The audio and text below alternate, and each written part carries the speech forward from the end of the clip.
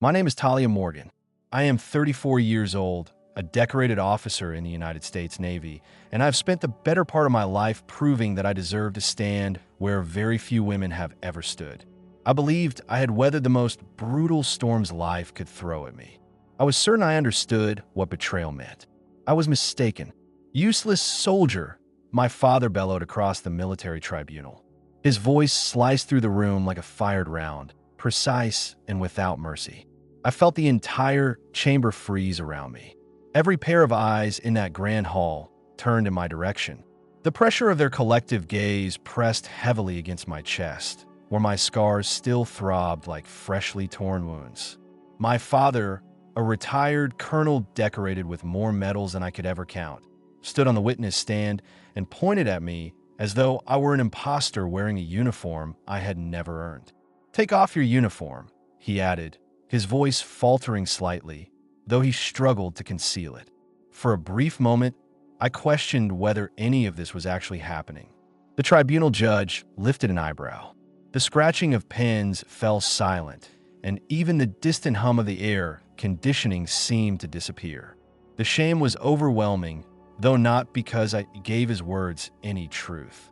I knew what I had endured. I knew the cost of standing in that room. My humiliation ran far deeper.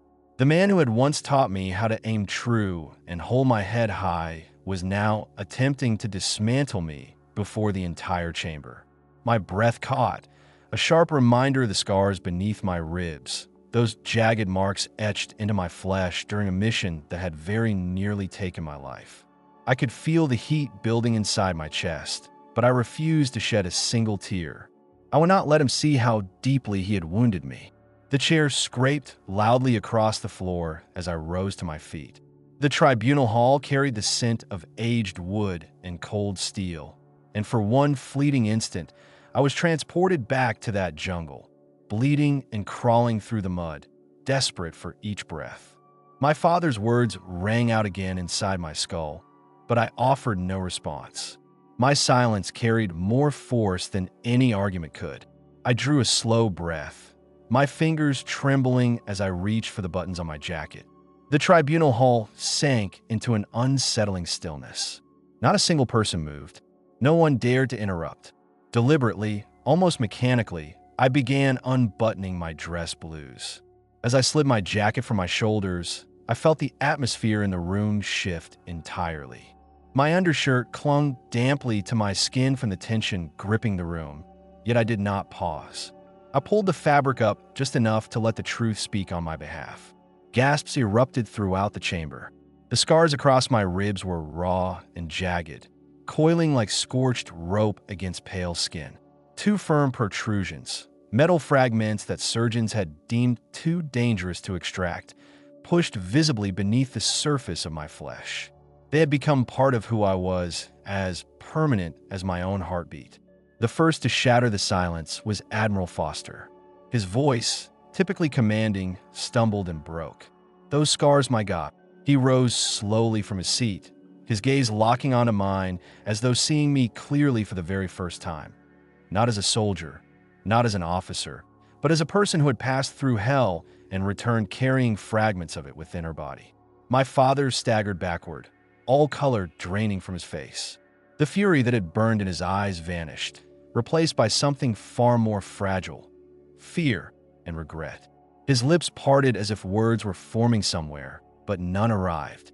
His own accusations had collapsed beneath him. He sank back into his seat, staring at the floor as though he wished it would swallow him completely. I stood there exposed, but I did not flinch. Let them see. Let them grasp what reports and commendations had never been able to convey. These scars were not trophies. They were evidence of every yard I crawled, every teammate I hauled through the mud when I should have already been dead. The room was paralyzed, the tribunal judges suspended mid-motion with pens lifted in the air. No one dared disturb the moment. The silence pressed down heavier than any verdict they could have rendered. I lowered my shirt slowly and refastened my jacket, my hands now steady. When my voice came, it was calm but carried a cold edge, weighted with years of unspoken suffering. "You call me useless," I said quietly, turning toward my father. But I survived a mission no one else was meant to survive. I carried men twice my size out of that jungle while bleeding through my own uniform. I fought not for medals, but for lives. My father's shoulders sagged. He looked diminished, older, as if the force of his own words had crushed him from within. He could not bring himself to meet my eyes. I allowed the silence to linger before speaking again. My mind carried me back to that night in the jungle. The crack of gunfire, the choking scent of smoke, the scream of a man I refused to abandon. I remembered how every step had felt like my last. How the agony in my ribs had been so fierce I was certain I would collapse before reaching the extraction point. But I hadn't. I pressed on because someone had to. The tribunal watched me as though I were a specter. They had reviewed the reports on that mission, but they did not know the real story, the chaos, the betrayal, the reality that we had been led directly into a trap that no one would ever acknowledge. Those scars were the only evidence that I had not imagined any of it.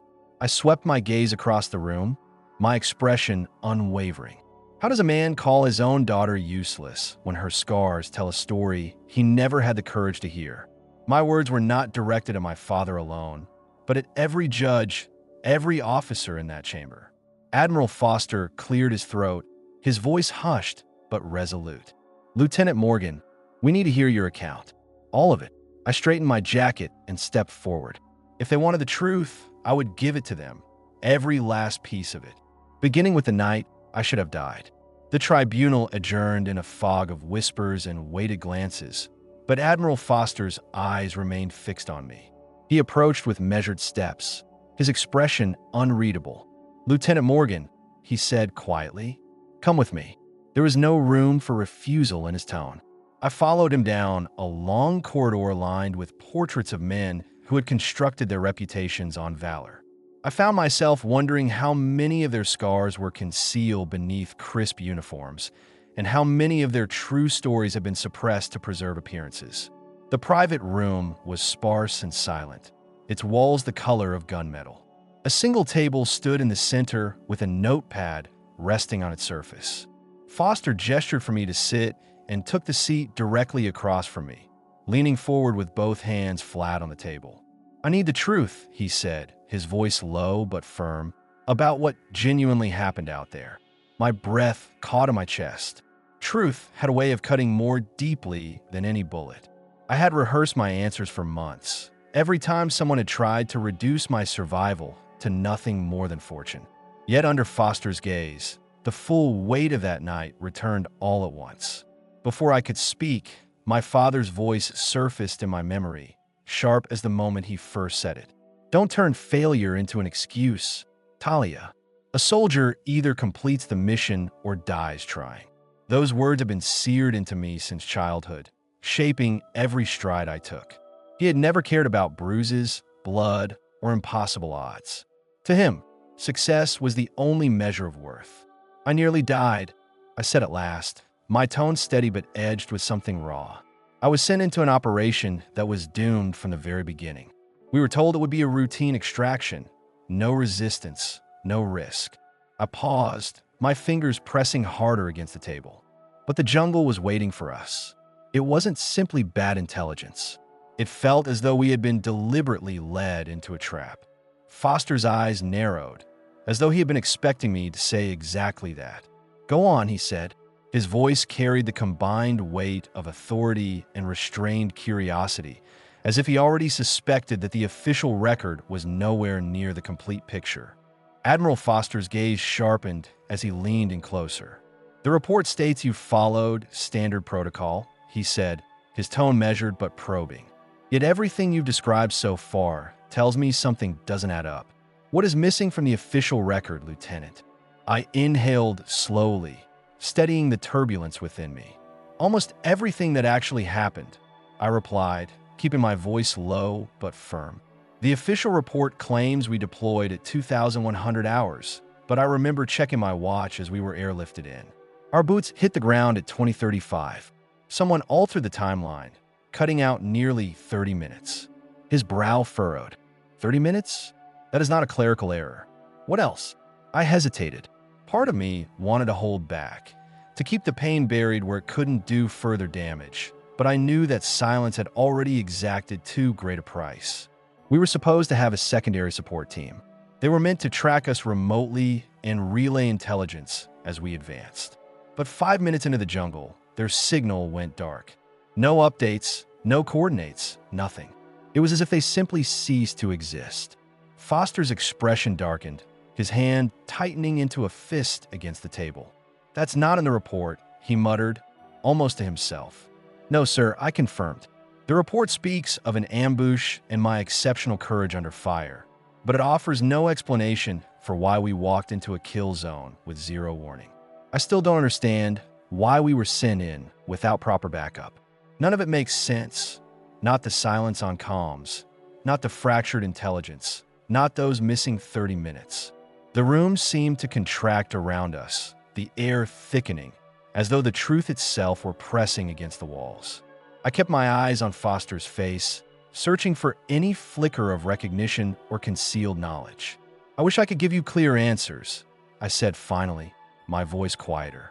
"But even I don't fully understand how everything unraveled so completely. All I know is that it felt deliberate, as though someone had arranged for us to fail." Foster leaned back, his eyes narrowing in thought. "Then we'll begin by finding out who rewrote your mission before you ever set foot on that ground," he said, his voice carrying a cold and absolute resolve. Admiral Foster's eyes hardened as he studied me carefully, his silence carrying more weight than any direct question. "Lieutenant," he said at last, his voice slower now, "this is beginning to look like more than faulty intelligence. Someone wanted these details buried." His words echoed in the sterile room, sharp and unsettling. I could see thoughts forming behind his steady gaze, calculations he was not yet prepared to voice aloud. He tapped a single finger against the table once, then twice before leaning in. "Do you know anyone who might have had access to your mission orders?" I hesitated. My mind flashed back to that morning, the day before the operation, when my father had called me into his office. He had looked at me in a way I couldn't quite interpret, his jaw set hard, his eyes colder than usual. His words came back to me, flat and heavy. "Not every order is meant to be questioned. Do what you're told, Talia, and don't ask why." "I can't say for certain," I admitted, my voice tight. "But my father had connections, old associates who still hold advisory positions. One of them sat on the approval board for that mission. His name is General Harris."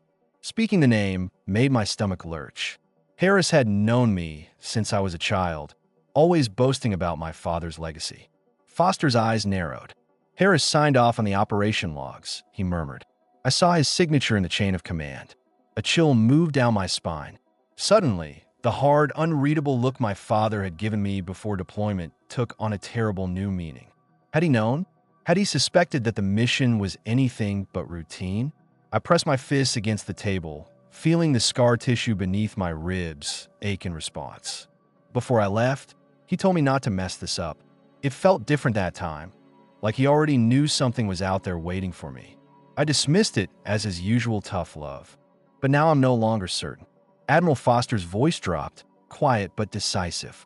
"We're not looking at coincidence here. We're looking at a cover-up, and it may involve people you and I both know."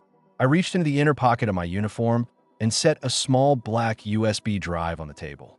It felt heavier than it should have, as though it carried the weight of every unanswered question. "This," I said, my voice firm, "is everything I managed to preserve. Raw radio logs, satellite timestamps, even partial GPS trails. I made copies before the official files were locked down." Admiral Foster's brows drew together as he picked it up. "You held on to this?" "Yes, sir," I replied. I knew the official report was missing critical segments. The only reason I survived was because I paid close attention to every irregular signal that night. When I recovered, I pulled whatever data I could from our communications devices before they were wiped for security purposes. I didn't trust that the truth would survive otherwise. He inserted the USB into a secure laptop and scrolled through the files with sharp, deliberate keystrokes. I watched his expression shift from focused curiosity to something considerably darker. He stopped at a particular timestamp log, his eyes narrowing. This mission was officially recorded as beginning at 2,100 hours, he said slowly. But according to this raw data, your team was deployed at 2035. That's a 25-minute gap right here. Keep looking, I said quietly. He clicked again, his face growing pale as more irregularities surfaced. There's a missing block of 40 minutes, he muttered. The logs jumped from 2105 to 2145 as if nothing occurred during that window. No radio communication, no telemetry. It's as if someone carved out the heart of the entire operation. My chest tightened. Hearing it spoken aloud felt like reliving the nightmare in real time. That's when we were ambushed, I said. All of it. The chaos, the screams, the desperate calls for help. It's gone. Erased, as though it never took place. Admiral Foster looked up at me, his jaw set hard. This isn't negligence. Someone scrubbed this data. Someone did not want the world knowing what actually happened. I leaned forward, holding his gaze. Now you understand why I cannot let this go. Those missing 40 minutes cost lives, and I intend to find out exactly who is responsible. The smell of burnt gunpowder still lingers in my memory, sharp and metallic, threaded through with the damp, heavy scent of earth. I remember the solid thud of my boots striking the ground after we dropped from the helicopter, the rotor wash flinging dirt into my face. The night was too quiet, the kind of stillness that doesn't feel natural, that makes every nerve in your body send warnings your mind struggles to process. Even with adrenaline coursing through my system, I knew immediately that something was wrong. I led my 5-person recon team through the undergrowth, moving quickly but with deliberate caution. Each of us carried the weight of what was supposed to be a straightforward extraction mission. My orders were clear: retrieve Dr. Harlow, an intelligence asset captured by guerrilla fighters, and exit without leaving a trace. Command had said enemy presence would be minimal. I wanted to believe that, but years of fieldwork had taught me to trust my instincts over any sanitized briefing. The ground was soft beneath my boots, mud pulling at every step, and a thick air pressed against my skin. I gave hand signals for silence and arranged the team into formation.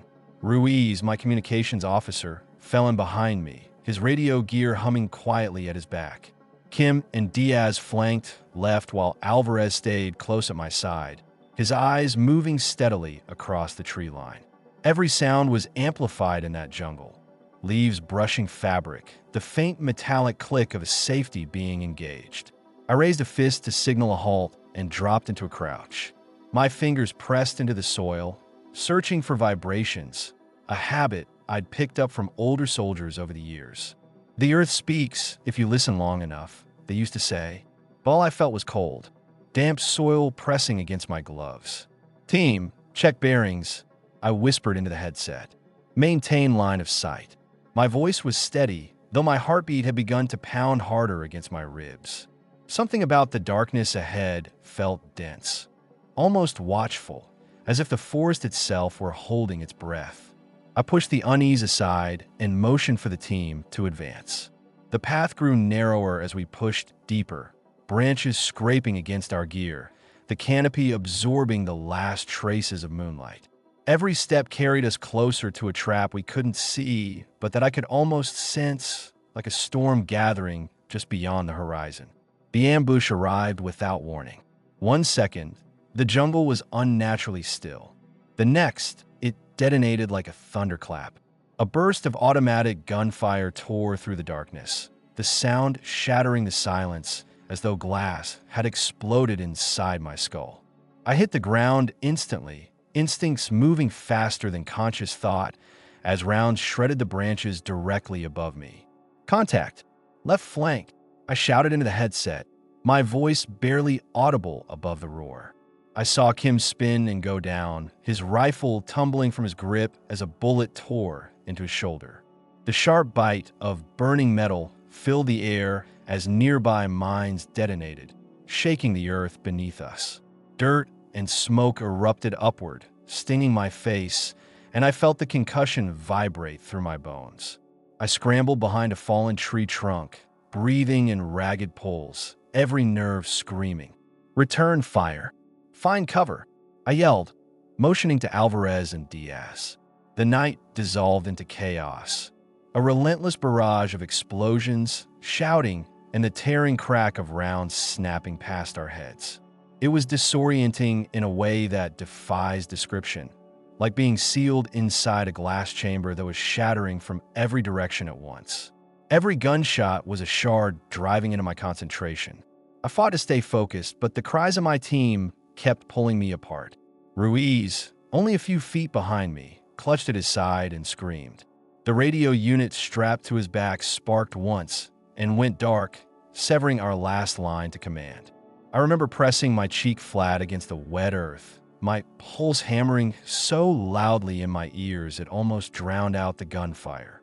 "Stay with me," I yelled, crawling toward Ruiz through the mud, my fingers slipping with each movement. Enemy rounds continued raining down, striking the log inches from my head. The bark burst into fragments with each impact, each splinter biting into my skin. We were pinned, no route of escape, surrounded by an enemy that had known exactly when we were coming. Every second stretched into something unbearable. Every breath was a gamble, and yet I knew I could not freeze. Not when they were looking to me to lead, even if leading meant walking straight through hell itself. The next round tore through the air, so close I felt its heat graze my side. Then came the impact, white-hot and sharp as a lightning strike, as a fragment of shrapnel ripped into my ribs. The breath left my body entirely. My lungs burned as though they were being compressed from the inside. My fingers flew instinctively to my side and found nothing but wet warmth seeping through the fabric of my uniform. Pain screamed up my spine, leaving me momentarily locked in place. But Ruiz's cry cut through the haze, raw and terrified. He was lying fully exposed, bleeding from his thigh, his eyes wide and searching for mine. I bit down hard and forced my body to move. If I stopped for even a moment, we would all be gone. "Ruiz, hold on." I called out, my voice strained. I pushed myself forward, the pain deepening with every inch I covered. My left arm trembled violently, but I closed my hand around his vest and pulled with everything I had left. The mud worked against us both, but I hauled him back behind the fallen trunk that served as our only protection. I didn't allow myself time to think. Diaz was still out there, sprawled near the edge of the clearing, his weapon just beyond his reach. Rounds buzzed overhead like something alive. Without hesitation, I crawled back out into the open, my ribs crying out with every movement. I grabbed Diaz by his harness and pulled him back, my knees driving into the wet earth, my breath coming in short, desperate bursts. Each pull felt as though my muscles were being torn apart, but leaving him there was never a possibility. A round struck the ground, so close I felt the spray of dirt and debris across my face. I kept going. When I finally dragged Diaz behind cover, I allowed myself exactly 1 second, my vision tilting, my body shaking. "Stay low. Stay with me," I told them, my voice unsteady but steady enough. Even as my own blood soaked into the soil beneath me, I understood that I had no choice but to keep leading. The mission had already come apart, but survival meant making sure no one else died in that jungle tonight. The night blurred into mud, blood, and raw desperation. With Ruiz and Diaz barely clinging to consciousness, I knew I had to move them before the enemy closed the distance. Alvarez was still alive, but badly shaken, pressing a hand against a bleeding arm as he attempted to reload. I grabbed his shoulder. "We're leaving. Now," I said, low and without room for argument. He nodded, his face ashen under the dim light filtering between the trees. The jungle felt alive with threat. Every shadow a potential enemy, every sound a reminder that we were still in their sights. I hoisted Ruiz first, pulling his arm over my shoulder. Pain drove through me with each step like hot metal, and I had to bite down on my own hand to keep from making a sound that might give away our position. The taste of dirt and blood filled my mouth, but not a sound escaped. "Keep moving," I breathed, urging Diaz and Alvarez to follow as I dragged Ruiz through the underbrush. His weight felt as though it might snap something inside me, but I kept pulling, one brutal step after another. The night Air was thick and suffocating, and every breath felt like drawing fire into my lungs. When we reached a patch of relative cover, I set Ruiz down and went back for Diaz. He tried to protest, his lips trembling. "You can't carry both of us," he whispered. "Yes, I can," I said, and I grabbed him under his arms without another word. I pulled him forward in slow, grinding crawls, my boots sinking into the mud, leaving a trail of blood behind us. Stopping was never a consideration. By the time I reached Ruiz again, my arms were shaking so violently I could barely hold my rifle. "We're almost out," I told them, even though I wasn't entirely certain I believed it. Every part of me hurt in ways I couldn't name, but something inside refused to yield. I would not let the jungle take them, even if it dismantled me completely in the process. When I opened my eyes, the world was white and sterile. The sounds of the jungle were gone, replaced by the steady rhythm of monitors and the quiet hum of hospital machinery. My chest felt as though it had been split open, a searing pain radiating outward from my ribs with every shallow breath. I tried to push myself upright, but sharp agony held me down. A nurse appeared beside me, her voice gentle but firm. "Lieutenant Morgan, you need to remain still. You're safe now. Safe." The word felt foreign to me. I turned my head slightly and noticed the bandages wrapped tightly around my torso, faintly stained with dried blood. "Your injuries were severe," the nurse continued, her tone softening. "2 fragments of shrapnel remain lodged near your ribcage. Removing them would risk puncturing your lungs. The doctors determined it was safer to leave them in place." Her words settled into me slowly. I glanced down at my side, feeling the hard, alien shapes pressing from beneath my skin. I traced my fingers lightly over the dressing, and it struck me. Those fragments would remain with me permanently, reminders etched into my flesh. I could still feel the echo of the ambush resonating through my bones, as if the jungle had branded me for having survived it. A doctor entered and reviewed my vitals without softening the truth. "You lost a significant amount of blood. If your team hadn't gotten you out when they did, you would not have made it. The damage, however, is permanent. You'll recover, but those scars are not going away." Later, alone in the room, I lifted the edge of the bandage just enough to see. The sight of my ribs, marred, bruised, and laced with dark stitches, made me catch my breath. I pressed my palm against them, feeling both the pain and the proof that I had endured something no official document could ever fully capture. Those scars were not merely wounds. They were a story cut into me, a silent testament to everything we had survived when no one believed that we could. In that sterile room, I made a vow to myself. I would never allow the truth of that night to be erased. Weeks after the tribunal, when the noise of rumors had begun to settle, I sat alone in my quarters, sorting through reports that never seemed to tell a complete story.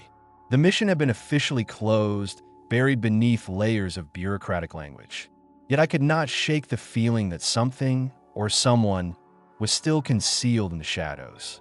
Late that night, my laptop pinged with an incoming message.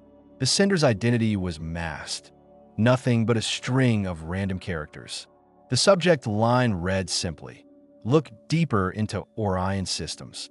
I froze, my hand hovering above the mouse. Orion Systems, one of the largest defense contractors tied to our operations in the South Pacific. I had seen their name on equipment manifests, on encrypted communication relays, but had never thought to question it. The message was brief, a single line. Your mission was not a failure. It was a test. My breath caught. A test. My pulse climbed as I read the words repeatedly, each pass making them cut a little deeper. A PDF attachment accompanied the message, a compressed file marked with a timestamp matching the night of the ambush. I scanned the file carefully for security threats before opening it. Inside were fragments of intercepted communications, lines of code, call logs, and what appeared to be satellite path data. Multiple entries referenced predictive drone mapping and the phrase, "live field variables dash." My heart sank. It felt like confirmation of everything I had suspected. We hadn't simply walked into an ambush. We had been monitored, studied, as if our suffering were components of an experiment. The air in the room turned heavy. I leaned back in my chair and stared at the screen, its glow reflecting off a framed photograph of my team. Ruiz, Kim, Diaz, faces that still surfaced in my quieter moments. Had our blood been nothing more than data to them? The thought struck me like something physical. If Orion Systems had manipulated our mission, then the trap we had walked into was not an accident. It had been deliberate. The morning after I received the anonymous message, my phone buzzed with an incoming call from an unlisted number. I answered with caution, expecting silence or a wrong connection. Instead, I heard Admiral Foster's voice, low and precise. "Lieutenant Morgan, we need to talk. Not here, not on record. Meet me at the observation deck in 1 hour." There was no room for hesitation. I arrived early, scanning the empty space before he emerged from the shadows, his face drawn with concern. "You've been digging," he said, not as a question, but as a statement of fact. "And I believe you've found something I've been trying to verify myself." I brought up the encrypted file on my phone and showed him the intercepted log fragments. "Someone inside this chain of command knew exactly what was going to happen that night," I said. "The ambush wasn't just poor intelligence. It was staged, and Orion Systems was tracking our every movement." He studied the screen for a long moment, his jaw tightening. "This confirms what I've been suspecting," he muttered. "There's a leak somewhere high up the chain. Someone authorized a mission they knew would fail, and then buried the evidence. Your team was bait, Talia." His words landed like a physical blow, even though some part of me had already arrived at that conclusion. "Do you think my father knew?" I asked quietly, unable to fully mask the tremor beneath the words. Foster paused before answering. "I don't know, but I do know that Harris, your father's old associate, sat on the final approval board for this operation. If there's a thread to pull, it begins with him." The thought of Harris, the man who had once handed me my first Navy Challenge coin, being connected to this betrayal made my stomach turn. I pressed my hand into a fist and steadied my voice. "If someone is operating from the inside, we'll bring them into the light. I won't allow my team's suffering to be written off as a footnote." Foster nodded. "Then we work together, quietly. We dig until there's nowhere left for them to hide." 2 nights later, as I reviewed the encrypted files again, a new message appeared in my secure inbox. The sender identified himself only as a former Orion engineer. My heart hammered as I opened it. A single audio file was attached, labeled with the chilling phrase, "Test drone debrief." I put in my headphones and pressed play with a mixture of dread and compulsion. A man's voice filled my ears, unsteady but urgent. "If you're hearing this, you need to know what really happened," he began. "Orion Systems used your unit as a live experiment. They were testing a predictive drone system, one designed to map enemy ambush responses in real time. Your mission wasn't compromised by accident. It was orchestrated. We were directed to feed false intelligence to your command to observe how effectively the algorithm could adapt under conditions of chaos." I froze, nausea rising in my throat. He continued, his voice fracturing. "When we saw the casualties, some of us objected. We were told it was part of the data, that the losses were acceptable, collateral for progress. That's when I resigned. I couldn't live with what we had done. I stopped the recording and sat in complete silence, my hands trembling. My team's suffering hadn't merely been overlooked, it had been engineered. We had been treated as expendable variables in someone's cold arithmetic of warfare." The faces of Ruiz, Kim, and Diaz appeared before me, and for the first time in months, I felt tears burning in my eyes. I forwarded the file to Admiral Foster with a single line, "This changes everything." Minutes later, his call came through. His voice was grim but unwavering. "This is the proof we needed. Orion turned your mission into a weapons trial. This isn't just a cover-up, Talia. This is criminal." I closed my laptop and stared at the wall, my fist tight. For the first time since that jungle, something stronger than fear moved through me. It was anger, sharp and absolute. We had reached the point of no return. I could no longer ignore what had been done. After hearing the recording from the former Orion engineer, I needed answers that no file or report could provide. I drove to my father's house, the same home where he had once polished his metals and pressed his expectations into me like something permanent. He opened the door, visibly surprised, the severity of his expression softening for just a moment. "Dad," I said, my voice carrying more edge than I had intended. "We need to talk." We sat in his study, a room lined with framed commendations and photographs of him shaking hands with generals and politicians. The silence between us was dense. I placed my hands flat on the table and leaned forward. "I need to know, how deeply were you involved with the group that authorized my mission? Did you know Harris was part of it? Did you know what Orion Systems was doing?"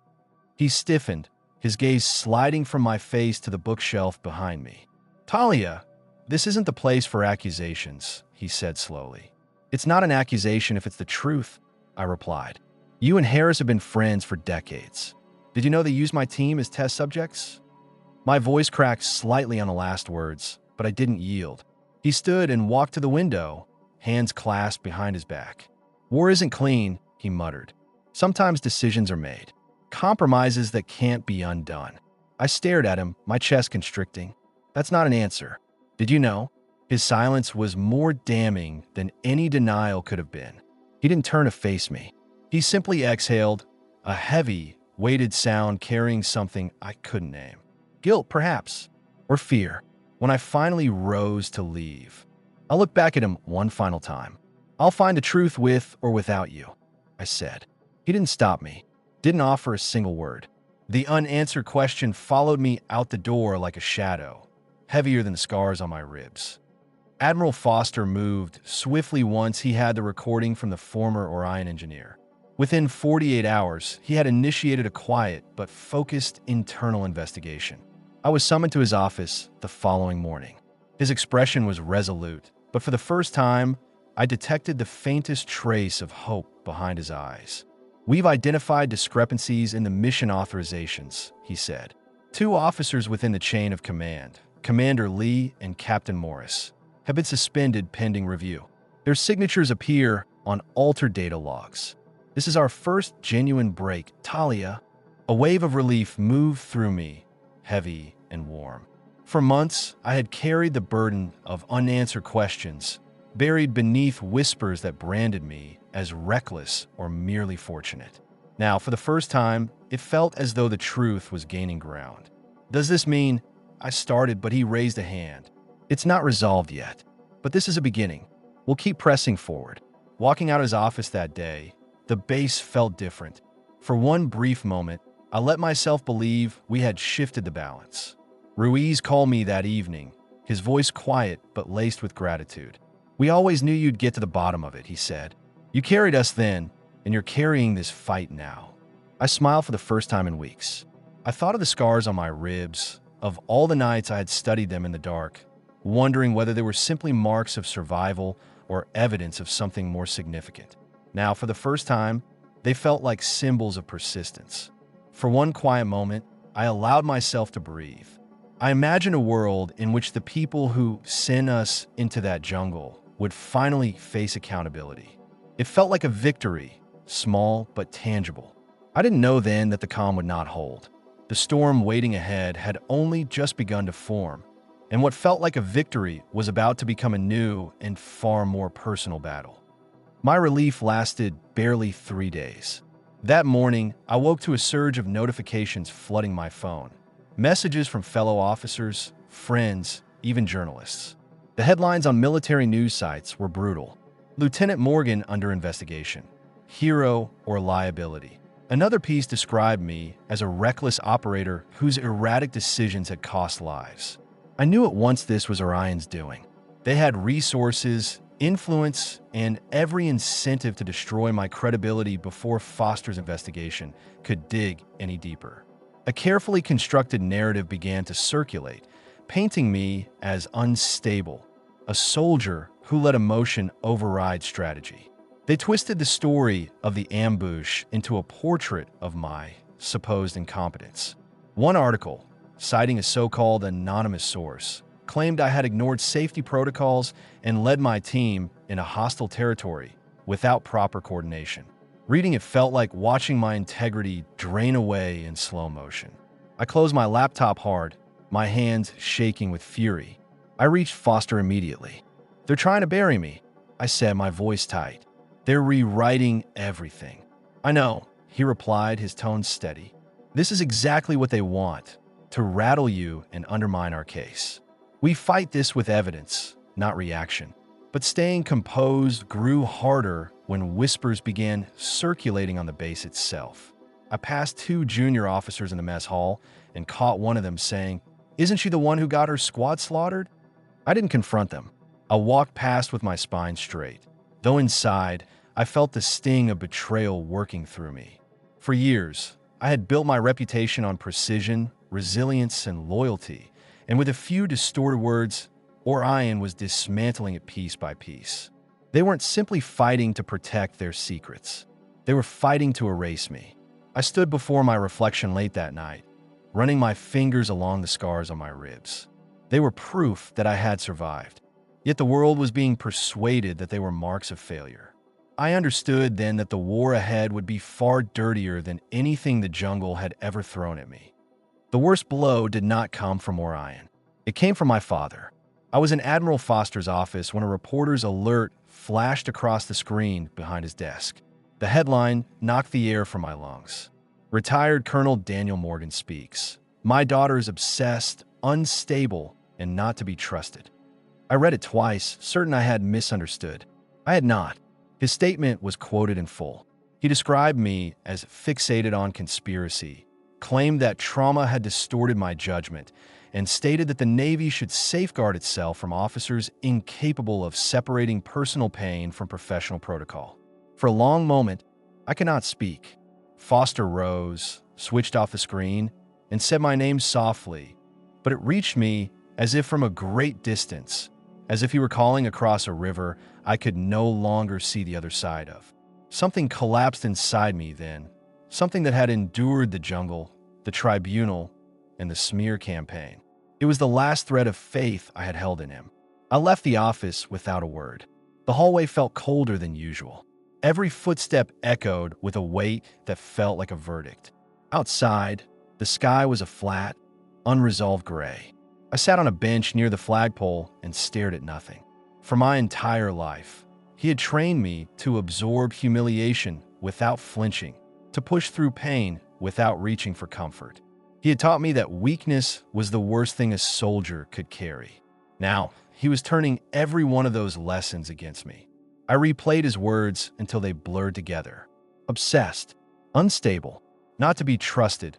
I pressed my hand against my ribs and felt the faint outline of the fragments beneath my skin.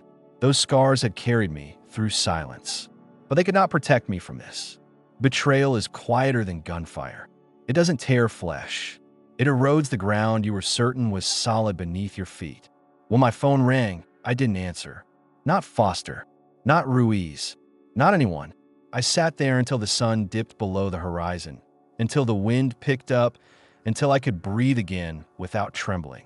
Then I stood and made myself a promise.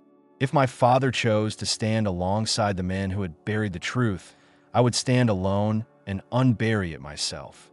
That night, I arranged every file, every log, and every audio recording across the table in my quarters like shards of a fractured weapon. My father's betrayal still burned in my chest, but it no longer paralyzed me. It ignited something instead. Orion could reshape the narrative. My father could undermine me in public, but the truth, the unaltered, unedited truth, belonged to me, and I would not allow anyone to bury it again. I spent hours consolidating the evidence onto a single encrypted drive. Radio logs, satellite timestamps, the whistleblower's recording, photographs of the scars on my ribs, captured not as objects of pity, but as physical documentation of what had been done to us. Each file felt like a blade sharpened against the lies constructed around me. By dawn, my decision was made. I walked into Admiral Foster's office, my steps weighted but deliberate. He looked up, his eyes narrowing as though he already sensed what was coming. "You've made your decision," he said. "Yes," I replied, placing the encrypted drive on his desk. "We bring it before the military council. No more quiet channels. No more waiting for Orion to act first. If they want a war of narratives, they're going to hear the true one, in front of every ranking officer in this building." He studied me for a measured moment. "You understand this could end your career," he said quietly. I met his gaze without wavering. "My career isn't worth more than the truth. Those men didn't bleed and die, so I could remain silent. I won't let my scars mean nothing." The decision was final. That afternoon, Foster arranged a special session before the military council. As I waited outside the chamber, I felt every ounce of fear and fury coursing through me. This was no longer simply a fight for my name. It was a battle waged on behalf of every soldier who had ever been treated as expendable. When my name was called, I walked into the council room with my head raised and the weight of truth heavier than any uniform I had ever worn. The council chamber was colder than I had anticipated, a gray-lit amphitheater of rank and measured caution. I stood at the podium as the encrypted drive mirrored its contents onto a secure screen. Timestamps, radio logs, and unedited audio unspooled before the panel in silence. Not a word was spoken. The only sounds of the ventilation system and the faint tap of a judge's pen against a folder. My father sat in the front row, spine rigidly straight but jaw tight, a man attempting to hold his own history in place. I walked them through every gap. Deployment recorded at 2,100. Boots on the ground at 2035.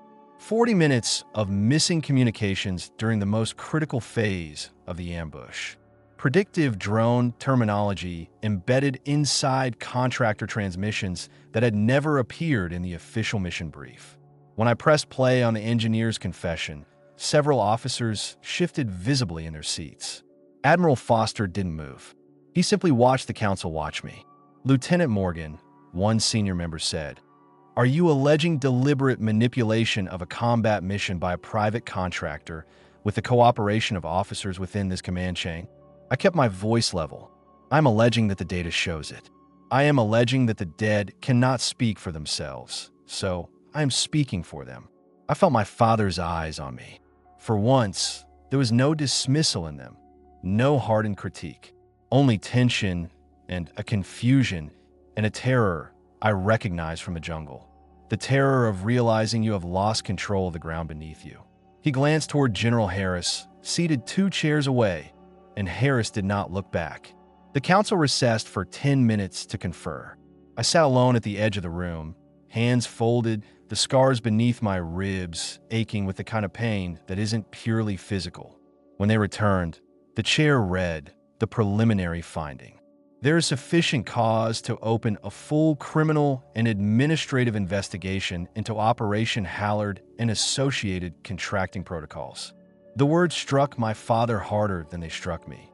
His shoulders lowered, not in defeat, but in surrender to reality.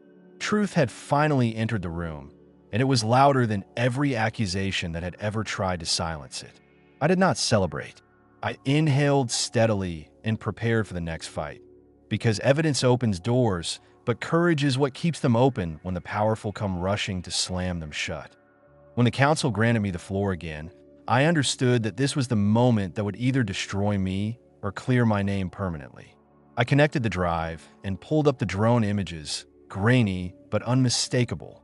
The first photograph showed enemy staging crates marked with the Orion Systems logo, captured 12 hours before deployment. The second revealed a predictive drone grid suspended above our landing zone, its targeting overlays visible in the data stream. "These images were never included in the mission archive," I said, allowing my voice to carry through the silent chamber. "They were removed to protect Orion and whoever authorized this operation." The data logs, cross-referenced with satellite feeds, confirmed that our coordinates were being relayed in real time, as though my team were subjects in a controlled experiment. This was not a combat operation. It was a field test conducted with live soldiers. I advanced to the next display, a timeline overlay of the mission, marked with the missing 40 minutes. This is where our communications went dark. Notice the spike in drone telemetry immediately preceding the ambush. Someone knew exactly what was happening to us, and they chose to watch. A murmur passed through the room. I noticed General Harris shifting uncomfortably in his seat, but it was my father I couldn't look away from. He had leaned forward now, both hands gripping his knees. For the first time, The rigid mask he always wore was beginning to fracture. His eyes held no judgment, none of the hardened critique I had known my entire life. They held something heavier than that. Regret. I continued. I said, though my voice grew quieter, "You can call me reckless or unstable, but the data doesn't lie. The men who bled in that jungle were not collateral. They were my responsibility, and I dragged them out of that kill zone because no one else came." My father's gaze dropped to the floor. His jaw tightened. His knuckles whitened. It was as though he had finally grasped what my scars truly represented. Not weakness, but the price of being abandoned by a system he had once believed in without question. As I concluded my presentation, a council member cleared his throat and addressed the room. "We've reviewed the contracting documents connected to Orion systems. There's a signature here that raises serious concerns." His gaze swept the table before landing on the front row. "Colonel Daniel Morgan, your name appears on the authorization forms for Orion's predictive drone testing program. Can you confirm this?" The room seemed to tilt. My breath caught. I turned toward my father, but he would not meet my eyes. He shifted in his chair, his face drained of color, lips pressed into a thin, taut line. "Yes," he admitted, his voice low and strained. "I signed off on the technology contract. Years ago. I believed it was harmless, limited to simulations, not live missions." A profound silence descended over the chamber. It felt as though the air itself had been withdrawn from the room. "You signed a contract that granted Orion access to our command structure?" I asked, my voice breaking for the first time. "I didn't know they would use it this way," he said, almost pleading. His eyes finally rose to meet mine, and in them I saw something I had never once seen there before. Fear, shame, and the crushing weight of realization. "I believed it was a training tool, Talia. I thought it would save lives, not take them." The council members exchanged glances weighted with tension, hushed words passing between them like sparks. Beneath my surface, anger surged, but beneath that anger lived something more painful still. The understanding that my father's blind faith had set this entire nightmare in motion. I stepped back from the podium, my hands trembling slightly. "The men who died on that mission," I said quietly, "did so because someone treated a battlefield as a laboratory. Whether you intended it or not, you helped open that door." My father lowered his head. His broad shoulders sagged. I watched him swallow hard, as though the truth had struck deeper than any round could have. The man who had once called me useless now looked as if his own words were dismantling him from within. The silence in the chamber was suffocating, every breath shallow and held. My father sat motionless, though I could see his hands trembling against his knees. For a moment, I thought he would remain seated, resolute as always. But then he rose slowly, his tall frame appearing diminished beneath the weight of what he was preparing to say. "I need to speak," he said, his voice fracturing the stillness. Every eye in the room turned toward him. My pulse quickened as I watched him steady himself against the edge of the table. "I signed the Orion contract," he continued, his tone rough and uneven, "because I believe in what they promised. I believe they would make our soldiers safer, that no one would have to endure the kind of losses I had witnessed throughout my career. I was wrong." The room froze. Even Admiral Foster, who had presided over countless war rooms and tribunals, sat back in absolute silence. My father's voice fractured as he continued. "I called my own daughter a liability, a useless soldier, because I believed I was defending the honor of this institution. But the truth is, I failed her. I failed every person in this room. My blind faith in a contractor's promises cost lives, and it nearly cost hers. I felt my throat constrict, an ache building in my chest. My entire life, I had waited for him to see me, not as a reflection of his expectations, but as myself. Now, watching him stand there broken and exposed, I wasn't certain how to receive it. "I cannot undo what was done," he said, his voice faltering. "But I can stand before all of you and acknowledge my failure." He paused. "Talia fought harder than anyone in this room could ever imagine. She carried men through fire while I sat behind a desk, trusting in a lie." The chamber remained utterly still. No pens moved. No whispers broke through. My father's hand shook as he lowered himself back into his seat, his face pale, his eyes glistening with something he would never allow himself to call tears. In that moment, I understood.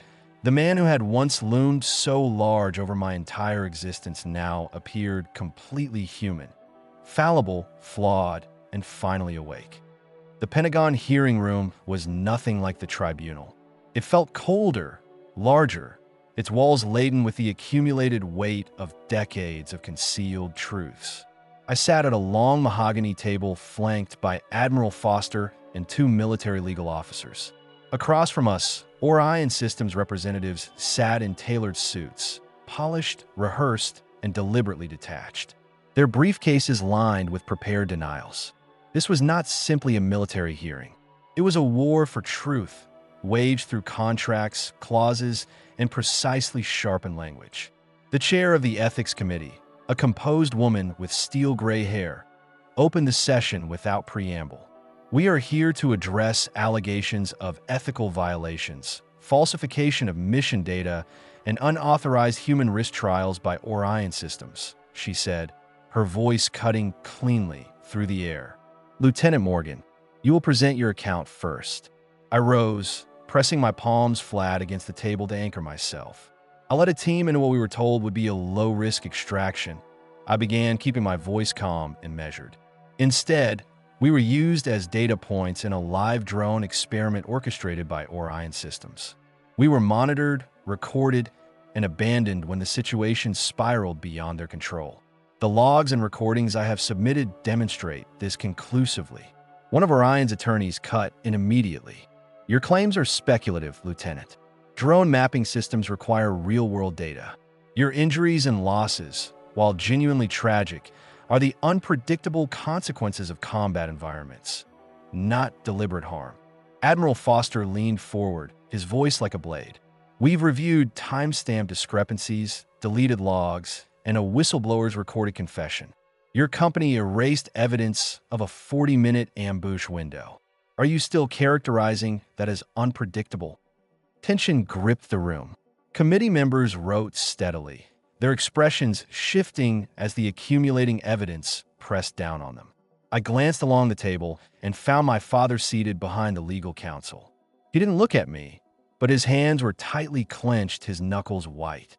As I continued presenting drone footage and intercepted transmissions, the chamber fell into an increasingly heavy stillness. Orion's confidence began to waver.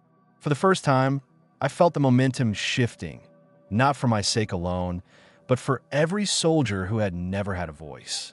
When the floor was returned to me, I didn't simply address the allegations against Orion. I laid out a solution. This system requires a safeguard, I said, my voice carrying through the hearing room.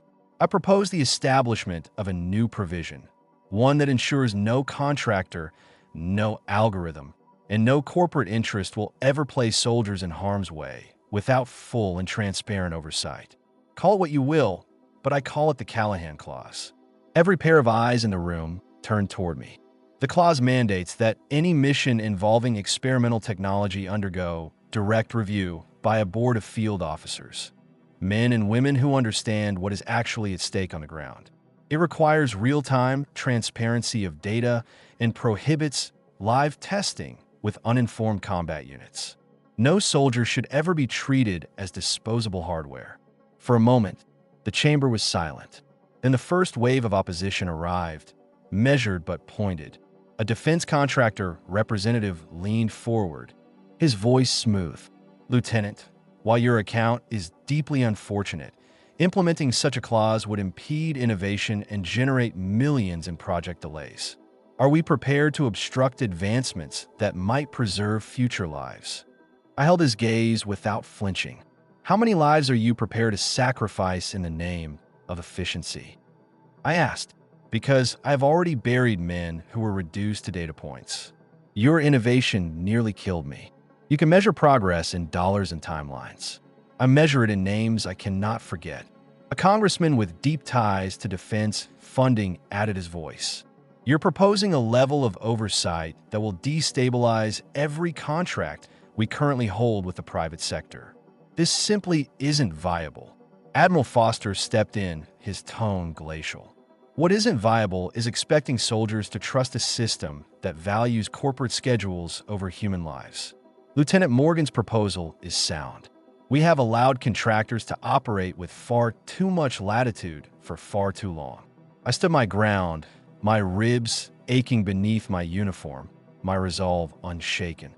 This is not only about my team, I said firmly. It concerns every soldier who steps out into the field trusting that the system behind them will not betray them. We owe them this clause. Just as the opposition from Orion's camp grew sharper and more defensive, Admiral Foster rose from his seat, holding a sealed folder. "We've obtained a declassified internal memorandum," he said, his voice steady but underscored with steel. "This document originates directly from Orion's development team." He placed the papers on the table, and I watched council members lean forward, their eyes moving quickly across the first page. My heart hammered as the projected words appeared on the screen. Human control variables. Live field evaluation. Operation Hallard. The room went completely still. Foster's voice moved through the silence with precision. According to this memorandum, Lieutenant Morgan's team was not simply an unknowing subject in Orion's testing. They were selected as the control variable. In other words, they were deliberately placed in danger in order to measure the drone algorithm's effectiveness against actual enemy resistance. Audible reactions moved through the chamber.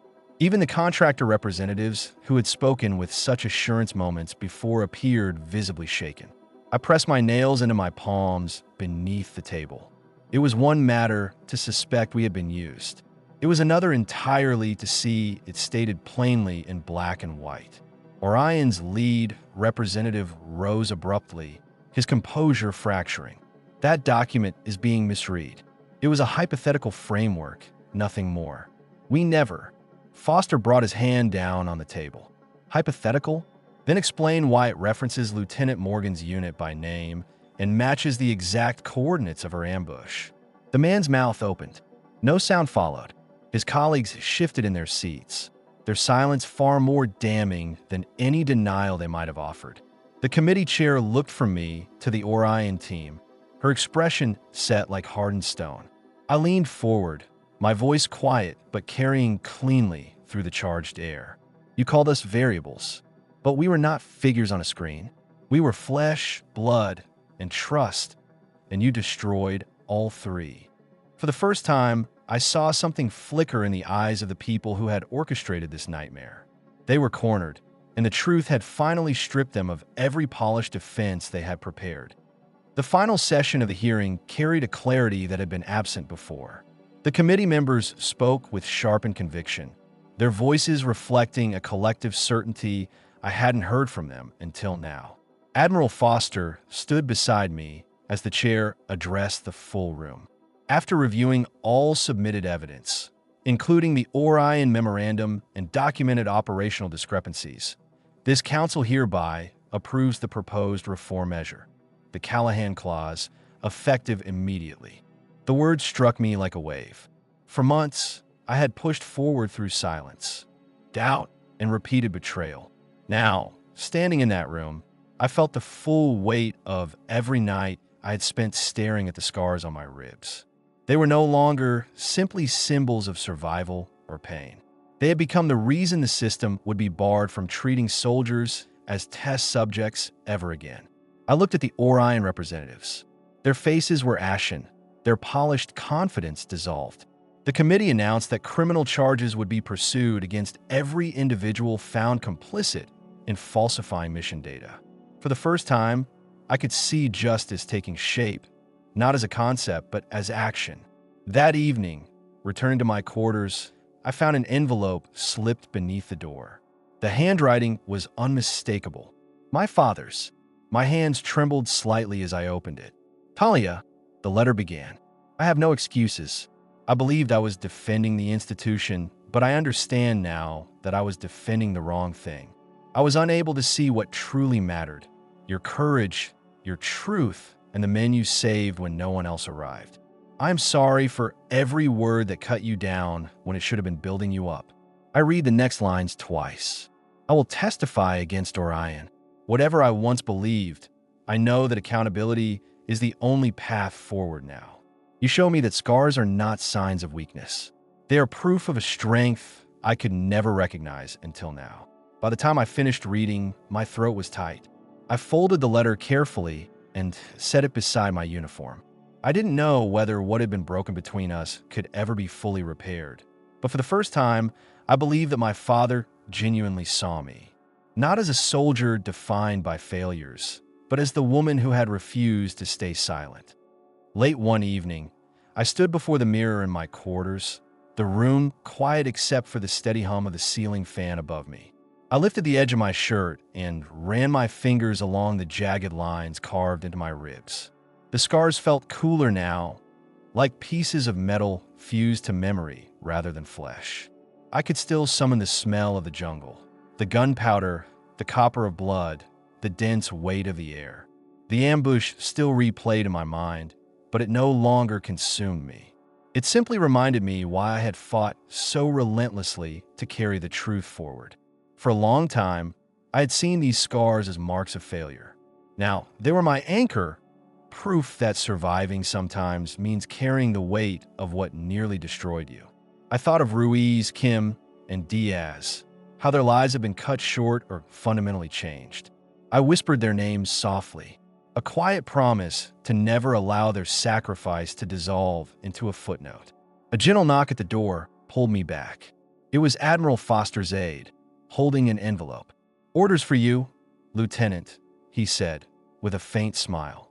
Inside was a formal letter from the Naval Academy, inviting me to lead a new officer training program centered on ethics, operational readiness, and the hard lessons drawn from Orion's failures. Reading it, I felt something shift inside me.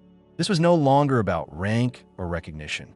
It was about shaping the kind of leaders who would never permit history to repeat itself. The offer felt like both a challenge and a calling. That night, I sat at my desk and wrote a single line in my journal. The scars don't define me, but they remind me of the cost of silence. I knew the path ahead would not be easy. Training the next generation meant confronting my own ghosts on a daily basis. But it also meant giving them the strength to think more clearly and fight more wisely than we ever had. For the first time in months, something close to peace settled over me. The auditorium of the Naval Academy was filled with fresh faces, young officers in clean, sharp uniforms, their eyes carrying the kind of determination I once recognized in my own reflection.